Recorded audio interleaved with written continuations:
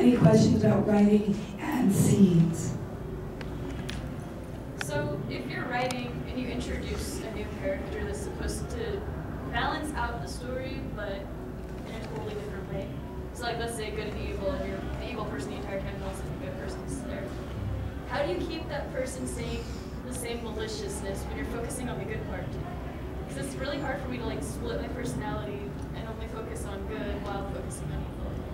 One of the ways to do that is to single out that character. You take the character and start them from birth. This is one of your characters, you need to get to know them. And that way you will understand what they're doing and why. Heinlein says, no one's ever a villain in their own eyes. Believe it or not, the Bible backs up on that one. So, you start with childhood infancy and follow them, ask them to tell you their story, write it down. You know, get the good guy out of it. He's always gonna have a damn white hat, okay? So now you need to find out what's gonna go on with the guy in the black outfit. Anyway. You have both. That's on purpose. That way I know I'm a good guy. That way you know she's confused. Give me the other hat. You brought this upon yourself. And this is the beauty of steampunk. Anyway, so take that character, write it down, find out who he is or she, what made them not a good guy, what factors involved, and why this protagonist is their antagonist. Think of it from that point of view. Watch this character as the protagonist, because in this person's view, that guy's the jerk. He's the hero. Find out what's going on there. Okay. Really, that's it? You guys don't, okay. I'm very short and concise when I write, and everybody's told me to do a lot more elaboration on like scenes, and like the trees were blowing in the breeze, and yada yada yada, and I couldn't care less. Good or bad to have more or less detail, because people tell me to do detail, and I just think of the first chapter of the Scarlet Letter, where it's 3 pages about a door. And roses. What you might look into is putting your story in like a manga or graphic novel form, okay? And that's because concision is absolutely vital in those. If you don't feel like illustrating a scene with your words, definitely find an artist who can. There's a fantastic comic book writer and artist that I met up and spoke on. And he says he takes every sentence he writes for the story and tries to condense it into 3 words. Everything. So he really, really has down, this is extraneous. This is extraneous. Extraneous. I think that's my sentence. Extraneous. That tells you everything you need to know. He also goes after characters and tries to explain them in 1 word. So that sounds like sort of your medium. Yes. How do you deal with supporting side characters that seem blank because you're killing them off later anyway? You need to do the same thing for that character that you used to for her protagonist. Or her antagonist. I know it's kind of tedious and you're just going to kill them off. I don't know if you were character. Were you in the panel where I talked about Peter Benchley? Probably not. Or Okay, no, that's fine. My favorite book in the world is Jaws. Love that book. Very, very, very well written. Check this out. This is the first sentence in book 2 of it. The sea was flat as gelatin. Isn't that a freaking great image? You can do anything on that surface. That is amazing. Okay? In it, he has a character that is mentioned for about 2 lines in a paragraph. And the guy is stating that Rose is a plump, pretty woman who, when she writes a check, always writes, if it's an even dollar amount, she'll write a line instead of and no dollar and no 100. because she feels it's rude and implies that the person she's giving the check to might try to steal a couple of pennies from her.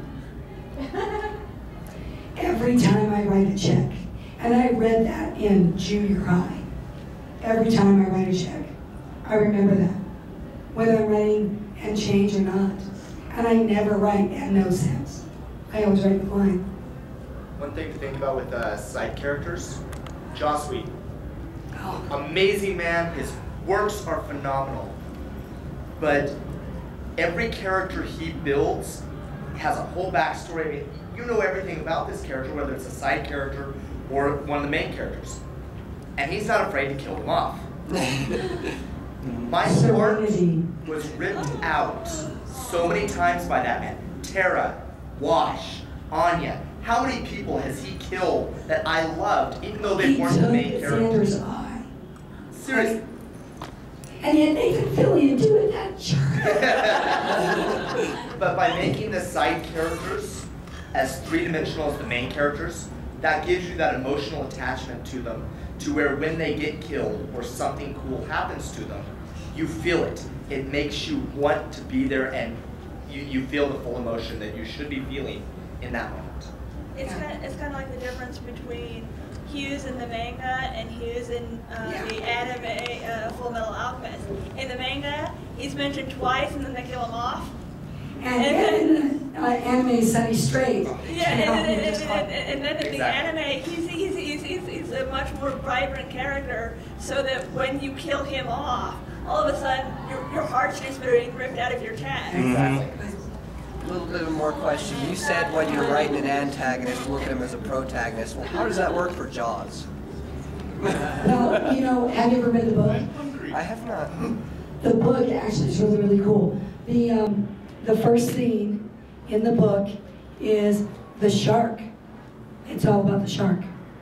It's going through the water, and I learned a lot of things about sharks just reading that first little bit before he eats the girl, who we don't care about anyway. So, but I still know her name. I still know where she was from. I still know why she was running on the beach and why she was swimming there at that time.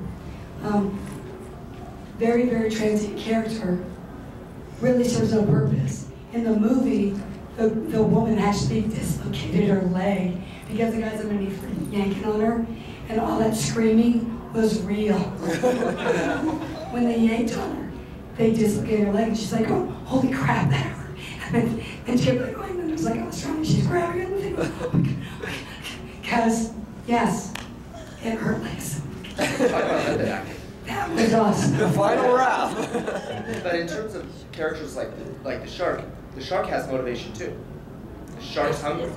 All they do is swim and eat and make little sharks. But how do you make it the protagonist? You look at it from their point of view. What's going on in the shark's mind? Well, hey, that looks like a seal. I'm gonna eat it. No, that looks like a Hamtaro. That's a teddy bear. Got it? I am wrong.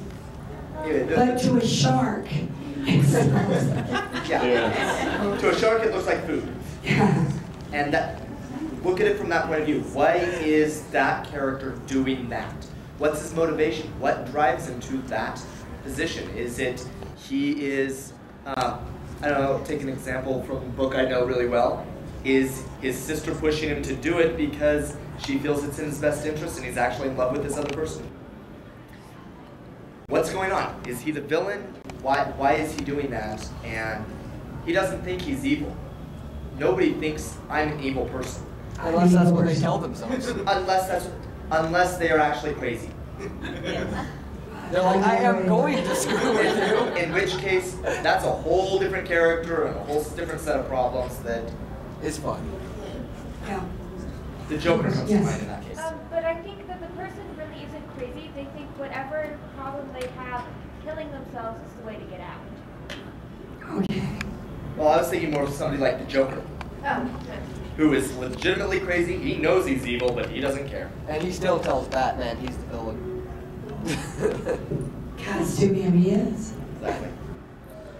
Do you ever have trouble with the character doing something that is totally out of character for them and not explaining why they're doing it, your good guy character suddenly decides he wants to go kill that random citizen and won't tell you why. Hold on. Keep on doing it. There's an explanation.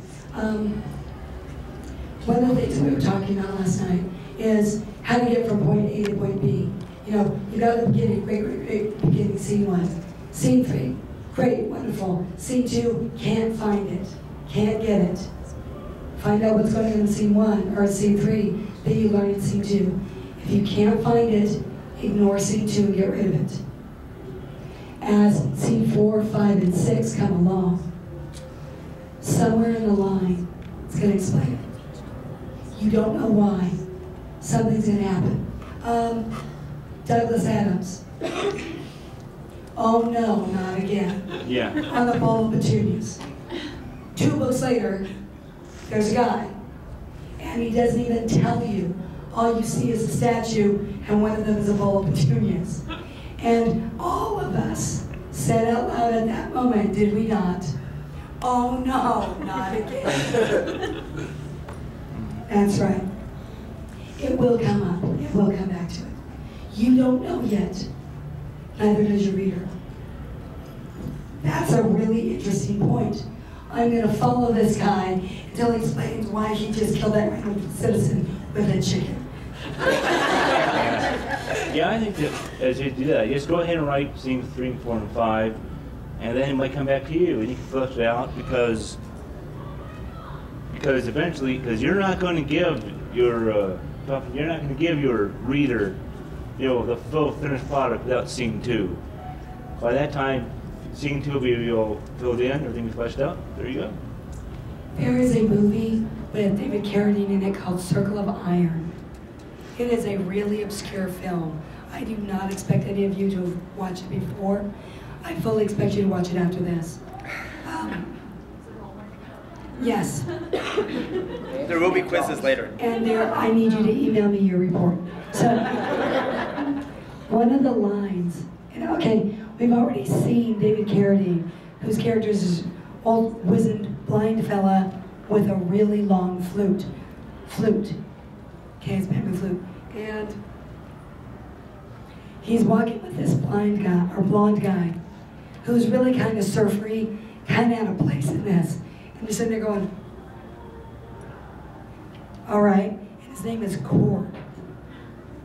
Like in Roy. Yeah, all right. Anyway, so Cord's walking along with this guy, and they get into these kick-ass battles, and this guy with the flute just kicks butt. And then these other guys come after them. The guy runs. And he says, why are we running? He says, it's hard to kill a horse with a flute.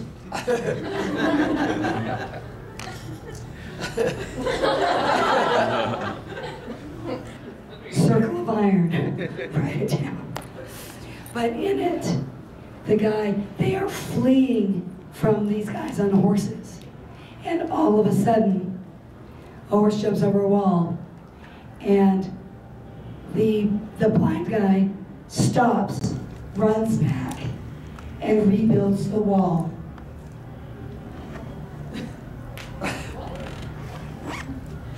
Circle of Iron. Email me with your report. I would prefer to do it by text message. That sounds At 3 great. o'clock in the morning. That sounds great. She'll be awake. Probably watching Circle of Iron. Probably asleep. Yeah, but it is very, very, very interesting and very, very cool in explaining later how things like that happen. Another fine example, Pulp Fiction. Out of sequence. Not a sequence at all. No, it's But it all comes together in the end. which is actually That's the point. You may never put scene 2 in because you don't need to. At the end is the end. Yeah. Yes. And sometimes like that, that's sometimes I think of some of my writing. Actually, I just keep on going, sometimes with that. And actually, I know what happens here. Let's say I know what happens in scene 2, but I don't want the reader to know yet what happened in scene 2. Exactly. and then I'll put it in as a flashback, and some of the readers go, "Oh wow," because it's like I mean, I'm not sure how the novels are written, but for the Guardian of Sinners anime, and a lot of Christopher Nolan movies, like with that, I think you do get a lot more out of it. If you're just still wondering what happened, and then you get the flashback, and it makes more sense than if it was totally linear. In regards to your question, keep going. Chances are the character will explain it to you. Yeah. Eventually. It might be 10 books down the line, but you know. More money for you. In terms of talking about like timelines and things like that, sometimes some of the best stories are told completely non-linear. One I can think of is an anime called Bacano, and it jumps around in time so much, and you really don't know what's happening until it all comes together at the end, and then all this confusing stuff finally makes sense. Yeah, if you do it like that, please make sure the individual scenes are interesting, because if they're not, we won't care what the ending is when we get there, because we'll be sitting there going, I put on makeup for this, really? Yes. Yeah, you had a question. I have 2 questions. Okay. You said let your character talk to you. What if your character's the type that says, F you, leave me alone, let me do what I want? Well, if it's a let me do what I want, just watch them and write down what they do. It's not nice. If it's not, if they go, I'm going to go in this room and not talk to you, cut them from the story. But the story is surrounded from the If they're not talking to you, they don't like you, walk away. This is a bad relationship. And my other question is, you said to change perspectives on things, like from this character and this character. What would be the best way? Because the way that I've done is that like I've divided each chapter up, and then it'd be like chapter 1, section 1 would be from this person, and it'll break to 2, and it'll be this other person. Is that? Once you know the character, I'm not talking to this in your book, I'm talking to this in your mind. Yeah. Get a digital recorder, and when you go into the shower, turn it on, because showers are great for thinking, as long as you don't have people bothering you. Driving's good too. Yeah. Driving's good too.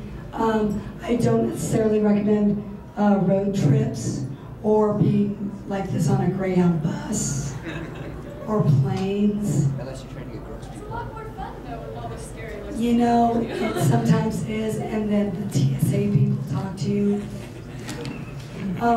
You never want to do it in a place where they'll call security.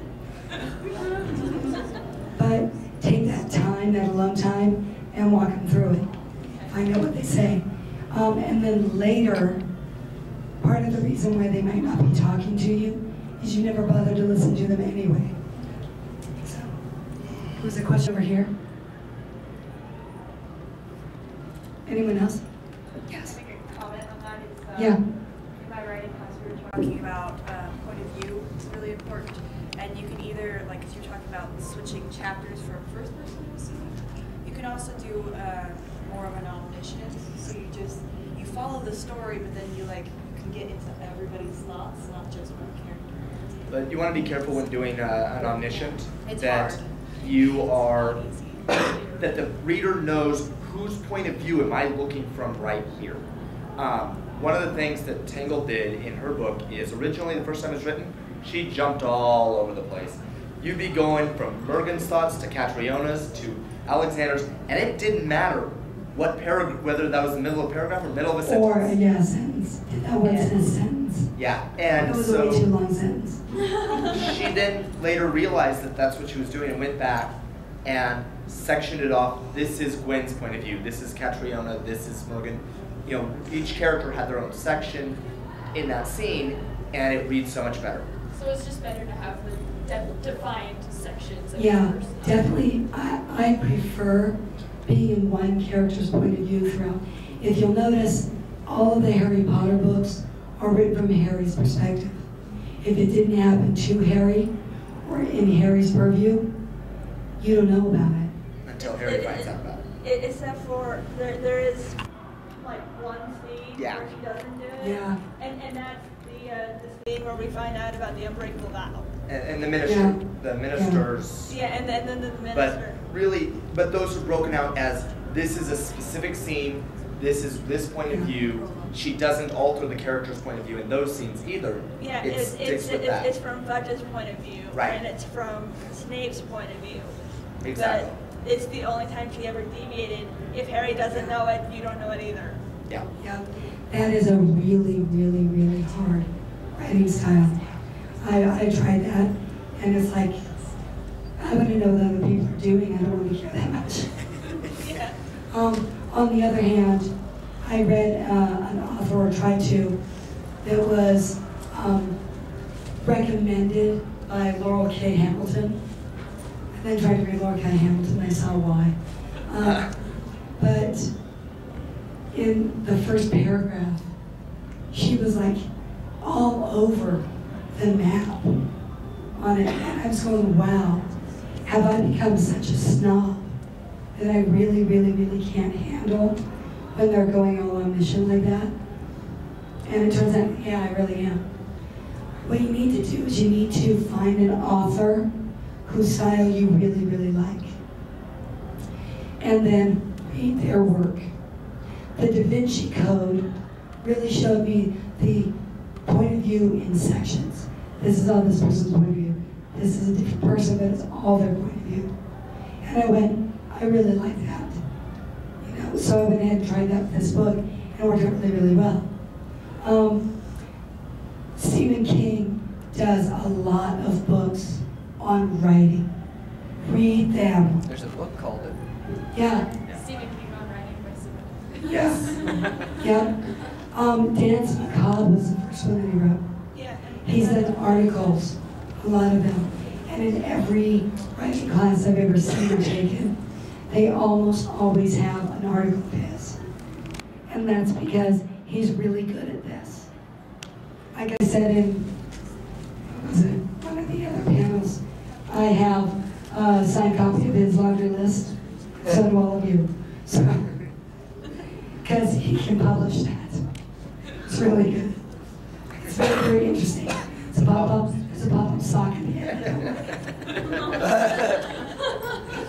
It clucks. Hate that thing. Yes. It's a chicken sock. I took it. Anyone else?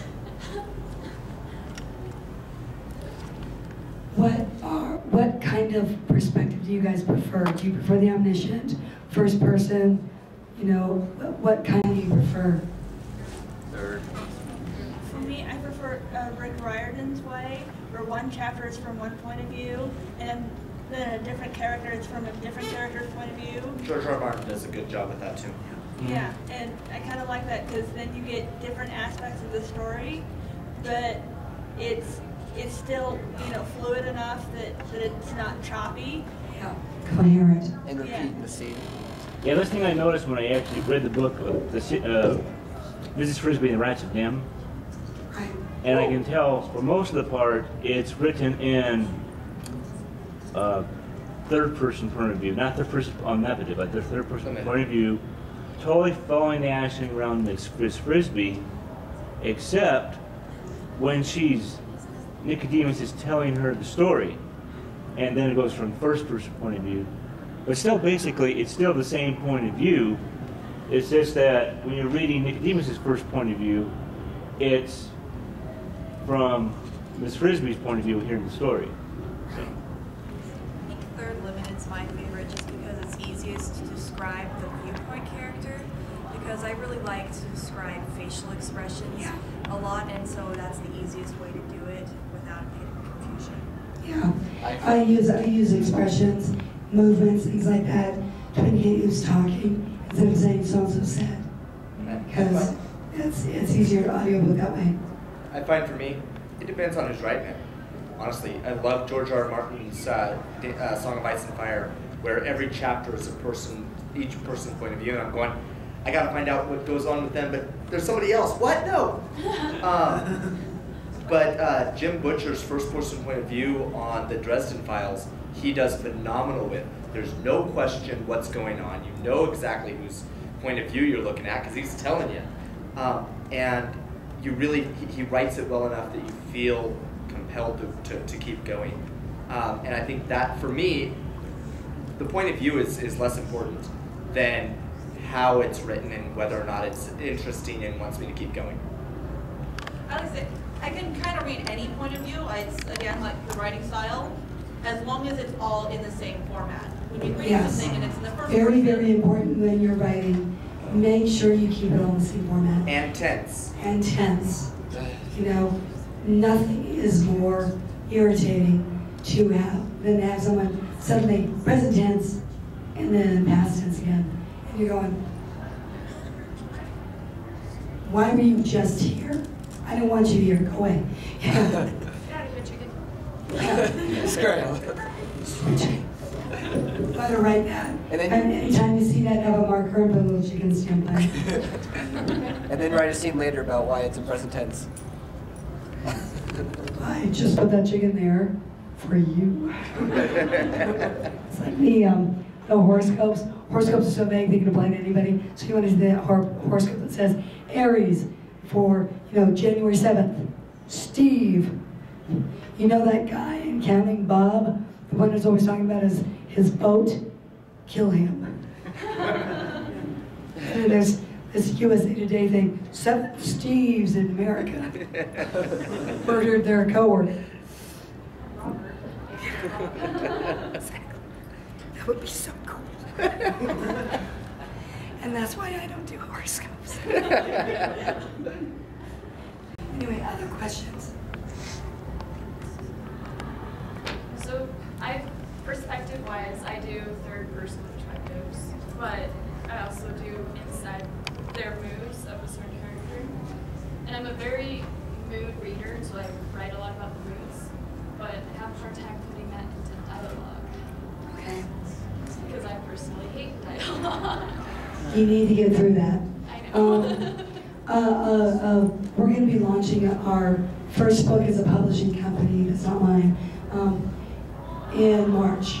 Her name is Carla Siebert. She wrote a steampunk post-apocalyptic novel. She's Beneath the Crust. She is the con head for Anomaly Con, which is a steampunk con in Denver in March. Very, very, very cool lady. And she was telling us everything and wouldn't show us anything. There was one point where she told us in a paragraph about a conversation that was going on between two characters. And I had to say, why are you telling us that he said this rather than having him say that? Yeah, it's okay to let us know. So we let her know that this was a real weak point for her. And it turns out that she had been just doing a whole bunch of radio scripts. So she got past that dialogue problem. Write out your scene. Pick a scene, any scene. Start at the beginning. And write it entirely in dialogue. Entirely. It's on a radio show. Do it all. No descriptions, no narrator. These people, the scene. Do it. And this will help you. Because you'll start learning how I would describe this. If you can't figure it out, get out your voice recorder. Take you and your friend in both the scene. Set it aside. Turn on the recorder to the scene. With that, people don't usually always speak in perfect punctuation or perfect grammar. And so the way you punctuate or the way you have them say it doesn't even sometimes need a tag other than he said, she said, because it will tell you how they're feeling just with your ellipses or a dash or just little things like that that show the breaks in some of these speech patterns. Along with something along that line is accent. I wanted to, what would be some useful ways to define unique sets of speech patterns for characters so that it's even easier to go a longer set of time? Right. There are a couple of philosophies on that. When you're doing a book that will eventually be an audiobook, and just assume any book that you're going to do will be put in audiobook form, just like you need to assume it's going to be put in electronic form. Keep in mind that sometimes only a word being said in a unique way is a good way to indicate an accent. So you don't need to have that person constantly do that, but you can have them say, yeah, but they always say root instead of root, which is really annoying when we're talking with GPS. I hate that. So, you know, that would be something that you could do. And you could call attention to it by putting it in italics. Another way to do it is to spell it out. And one of the situations I'm thinking of, the main character is dealing with someone with a really, really, really heavy accent that he doesn't understand. And the author wrote out the accent as it sounds. So the reader's gonna have to sound it out, probably out loud. And then later, the main character is encountering this person again, and they're going, and he actually thinks to himself, I wonder if this would be easier to understand written down. And the answer is no. No, that doesn't help at all. Trust me, I'm looking at it. Now, when you're doing accents, there are some people love them, some people hate them. Yep. And really pick a method that works best for you. We actually got into, at AnomalyCon last year, got into a discussion with a very prolific writer by the name of Sarah White. And she's a great writer. She's got a lot of stuff published. James Marsden did her audiobook for me. Yeah. But I'm like going, Spike, read your book. But she hates accents, which is funny because she has one. But really powerful one like too. her husband has to delete voicemails she leaves on their answering machine before she can hear them because she hates accents that much. Wow. But if you write an accent in the book, she won't read it. Yep. But she hates them. There are other people who, when you're reading an accent, that helps them get into the character, that helps you get into the set, and it tells you, oh, this person's from a different place than everybody else in my book. Yeah. And so, do what works best for you, but recognize that not everybody's going to be happy with the way you chose. And always remember, you don't have to please them. Those guys are jerks anyway. I know that my favorite author, in regards to accents, like has a Jewish character, and so the Jewish words will be in italics, but if it's just a regular side character, Yeah. say his usual Boston accent still be there or something like that, and just leave it at that. Yeah. Until he shows up in the next chapter or whatever after a while. So yeah, you really need to gauge it. Gauge it with your audience, your target audience as well. Talk to people in that genre that you want to appeal to. People who read that and say, what do you prefer, what do you like? What's the best way you've seen one presented? And see what they come up with.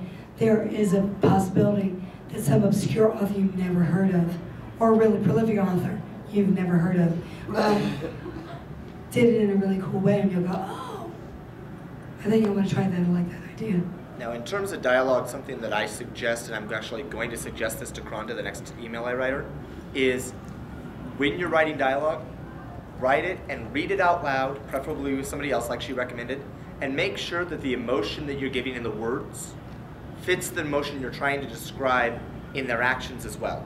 Because some of the things I've read, they're things like the words seem very calm and everything else, but they're suddenly doing this, and you're going, that didn't quite fit, I don't understand Pass the salt! Yeah, it's like, really? So if you can, if you actually do talk it out, you can tell, oh, the words I'm using aren't charged enough. I should be swearing here, or I shouldn't be. This is church. But actually find somebody who's willing to go over the dialogue with you verbally, so you can hear how it sounds, and that might help you figure out, oh, this is where it goes, or wow, that accent's atrocious. I love it. One of the things I do is, after I finish a section, I will actually read it aloud to him, because that way I find a lot of, punctuation and stuff that I need to put in, or, it doesn't, when I say it out loud, it doesn't sound right. And I end up changing it a little bit because, how a person talks isn't how a person writes some of the time. And so by reading it aloud, I go, oh, it's better if I do it this way. Yes. It'd be like if you asked your character to say toy boat 10 times, they're not actually going to be saying toy boat by the 10th time. Right. You can type out toy boat pretty easily. In fact, you can just hit Control V. I don't see the problem. Toy boat, toy boat, toy boat. You think it's my splash more? All right, we got 5-minute warning, so thank you all very, very much for coming. We're doing costume and movement in the next panel, which is the door over. So I'd love to have you there too. Thank you very much.